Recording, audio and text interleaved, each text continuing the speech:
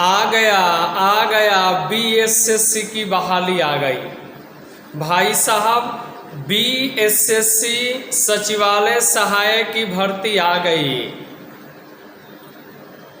14 अप्रैल से इसका form apply होगा।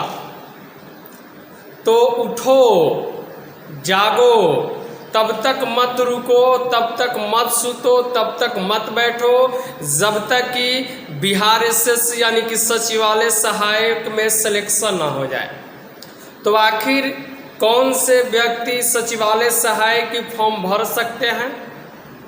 सचिवालय सहायक का सिलेबस क्या होगा, कितने अंकों का एग्ज़ाम होगा, है ना, फिर कितने फेज में एग्ज़ाम होंगे और एग्ज़ाम उत्तीर्ण होने के लिए कौन सी स्ट्रेटजी अपनानी होगी, कौन से बुक को नित्य दिन अभ्यास करके सफलता पाई जा सकती है। इन सभी सवालों का जवाब मैं आपको इस वीडियो में दूंगा, तो आप बने रहें इस वीडियो के शुरू से अंत तक। आइए भाई साहब, ये है बीएसएससी। बहुत दिनों के बाद आई सजना तेरी याद बहुत दिनों के बाद आई सजना तेरी याद, ये गाना इस पे शूट होता है। क्यों होता है? क्योंकि इसकी जो भर्ती आई थी वो आई थी 2009, 2000 के बाद में आया था 2014 और अब आया है मेरे बाबू सुगा करेजा राजा 2022 में।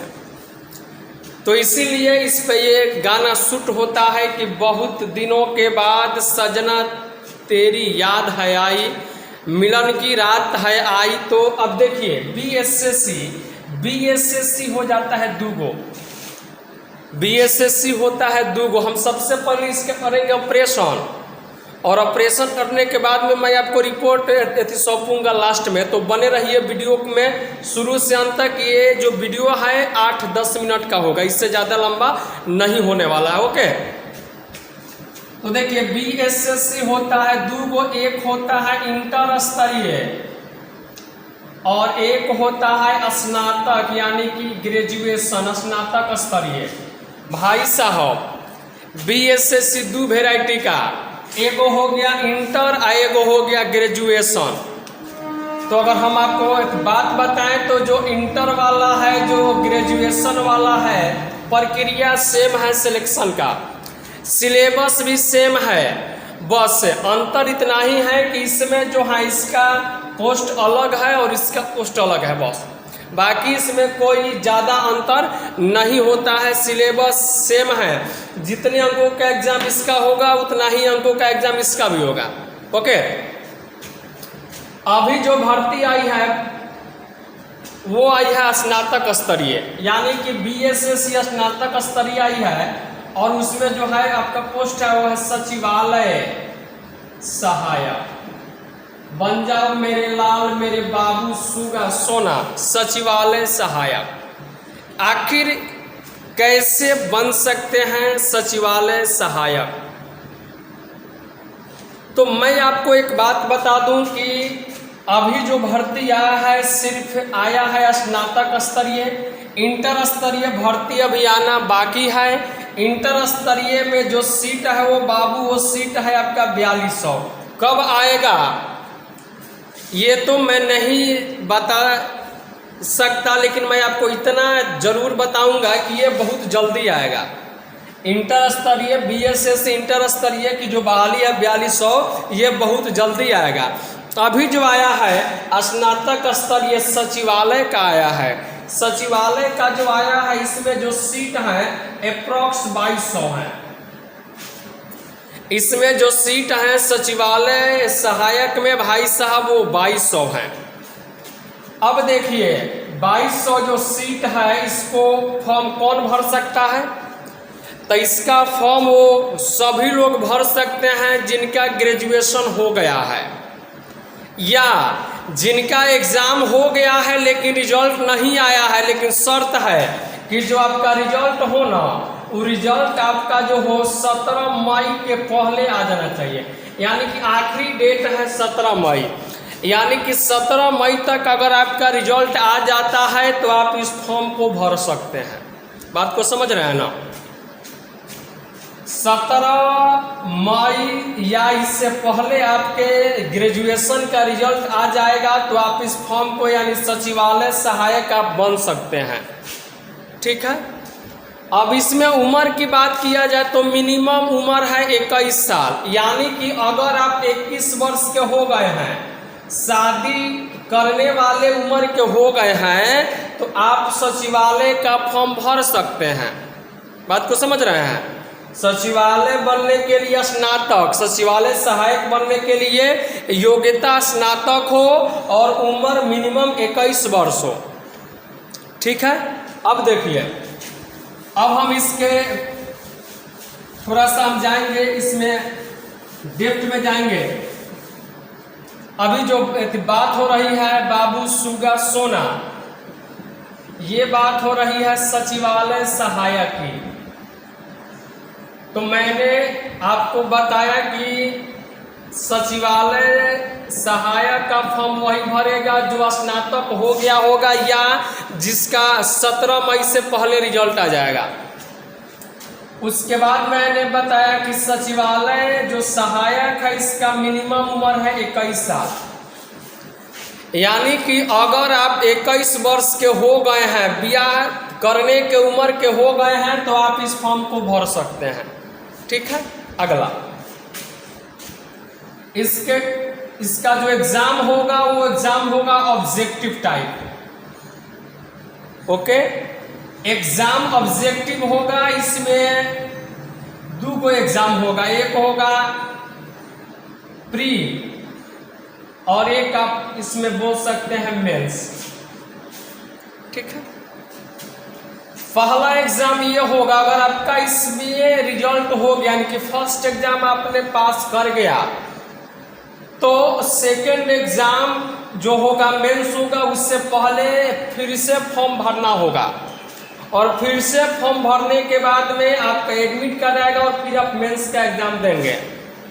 मेंस अगर आपका निकल गया तो मेरिट लिस्ट बनेगी, फिर आपको आपका जो है सो सिलेक्शन हो जाएगा सचिवालय में। इतनी आसान है, बहुत आसान है भाई साहब। 2 एग्जाम है, प्री मेंस, दोनों का सिलेबस सेम है। ऐसा नहीं है कि इसका सिलेबस कुछ और है और इसका एक और है, नहीं, दोनों का जो है सिलेबस है वो बराबर है। अब आइए, ये जो एग्जाम होगा इसमें नंबर ऑफ क्वेश्चन होंगे 150 और जो मेंस वाला एग्जाम होगा इसमें भी नंबर ऑफ क्वेश्चन होंगे 150। बाबू सुगा, फर्स्ट एग्जाम में भी क्वेश्चन रहेगा 150 और सेकेंड वाले एग्जाम में भी रहेगा क्वेश्चन कितना 150। अब देखिए, क्वेश्चन जो होगा, एक क्वेश्चन होगा 4 अंकों का, तो 150 × 4 = अंक हो गए कितने 600, और ये भी एक क्वेश्चन 4 अंकों का, तो ये हो गया कितना जी, यानी कि जो आपका एग्जाम होगा वो एग्जाम होगा 600 अंकों का। 600 अंकों का एग्जाम होगा और इसमें जो क्वेश्चन होंगे वो रहेंगे कितने 150 यानी 150 रहेंगे। अब इसके यानी कि सिलेबस की बात किया जाए तो इसका जो बाबू सिलेबस है ना, सिलेबस, इसका जो सिलेबस है वो आपका रहेगा मैथ्स, वो भी अंकगणित जनरल कंपटीशन का। बात को समझिएगा जी बाबू। मैथ्स के बाद आपके होंगे रीजनिंग, रीजनिंग के बाद आपके होंगे जीके, और जीके के बाद आपके होंगे जीएस। आयोग ने ऐसा नोटिफिकेशन दिया है कि मैथ्स और रीजनिंग मिला करके जो क्वेश्चन होंगे वो रहेंगे 75 और जीके और जो जीएस है ये जो रहेंगे ये दोनों मिला करके रहेंगे 75। जीके जीएस 75, मैथ रीजनिंग यानी कि 75 मिला जुला कर हो गया कितना जी 150 क्वेश्चन। इसमें निगेटिव मार्किंग भी है। अगर एक क्वेश्चन गलत होता है तो आपका सही होगा, उसमें से एक अंक माइनस हो जाएगा। बात को समझिएगा, निगेटिव मार्किंग भी है इसमें। सिलेबस आपने देख लिया, मैथ्स है, रीजनिंग है, जीके है और जीएस है। अब मैं आपको बताऊंगा बुक के बारे में कि आखिर कौन सा बुक इम्पोर्टेंट होगा, कौन सा बुक इस एग्जाम में अहम रोल निभाएगा। तो मैं आपको बता दूं, मैथ्स के लिए आप ले सकते हैं डॉक्टर RS अग्रवाल का बुक, बड़ा ही इम्पोर्टेंट बुक है, जबरदस्त बुक है, ठीक है। अगर आपको इसमें के मैथ में 100% स्कोर करना है तो आप RS अग्रवाल बना लो। रीजनिंग का बात किया जाए तो रीजनिंग आप लेंगे दीपक कुमार का, परफेक्ट रीजनिंग है, दीपक कुमार इसके ऑथर हैं, आप ये ले सकते हैं। जीके का अगर बात किया जाए तो आप जीके आप ले सकते हैं महेश कुमार वर्णमाल का, महेश कुमार वर्णमाल का आप जीके का बुक ले सकते हैं, उसमें जीके भी है और जीएस भी है। अगर आप इन तीन बुक को अच्छा से पढ़ लेते हैं तो आपका सिलेक्शन कोई नहीं रोक पाएगा, किसी में दम नहीं है जो आपका सिलेक्शन रोक पाए। अगर आप सच में RS अग्रवाल बुक अच्छा से बना लें, दीपक कुमार का रीजनिंग अच्छा से बना लें और महेश कुमार वर्णमाल सर का जीके जीएस बुक आप अच्छा से पढ़ लें, कोई नहीं रोक सकता है आपका सिलेक्शन होने से। और एक बात आप समझ लीजिए, स्व आकलन जरूरी है। तो स्व आकलन जरूरी है, इसका मतलब ये है कि आप कम से कम सप्ताह में 2 सेट तो जरूर लगाएं। सचिवालय सहायक में अगर आपको जाना है तो कम से कम 2 सेट आप रेगुलर लगाएं। अभी जब तक अभी आप ये बुक भी अपना एकदम से रेगुलर इसको अध्ययन कीजिए और सेट सप्ताह में 2 लगाएं। जब ये आपका बुक कंप्लीट हो जाए तो इसका रिवीजन स्टार्ट कर दें और रोज एगो सेट लगाएं। उसके बाद अभी लगाना है सप्ताह में 2 सेट रेगुलर लगाइए, सप्ताह में 2 गो, ठीक है, सेट लगाइए। और उसका जो आपसे क्वेश्चन नहीं बने उसका देखिए सॉल्यूशन, तब जाके कुछ आपका समझ बढ़ेगा, डेवलप होगा, ठीक है। और ये जब आपका बुक कंप्लीट हो जाए तो उसके बाद रोज एगो सेट लगाइए। और हमें उम्मीद है कि अगर आपका इसमें स्कोर 130-35 तक आप ले जाते हैं और अगर आप ये बुक अपनाते हैं और इसको अच्छा से रिवीजन कर लेंगे तो ये आसानी से इतना स्कोर हो जाएगा। और इतना स्कोर होने का मतलब है कि आपका मेंस का जो तैयारी है वो भी हो गया। आपको मेंस में उतना अच्छा से तैयारी करने की फिर ज़रूरत भी नहीं रहेगी। आप रेगुलर सेट लगाते रहेंगे, आपका मेंस भी निकल जाएगा। ओके, तो मैंने जो आपको स्ट्रेटजी बनाई बताया, आप इसको अपनाइए और मैं ये बात दावे के साथ कह सकता हूँ कि 100% आप सफल होंगे।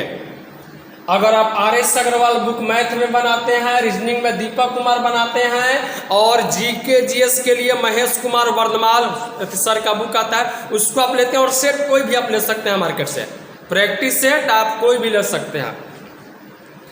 और अगला एक और बात जो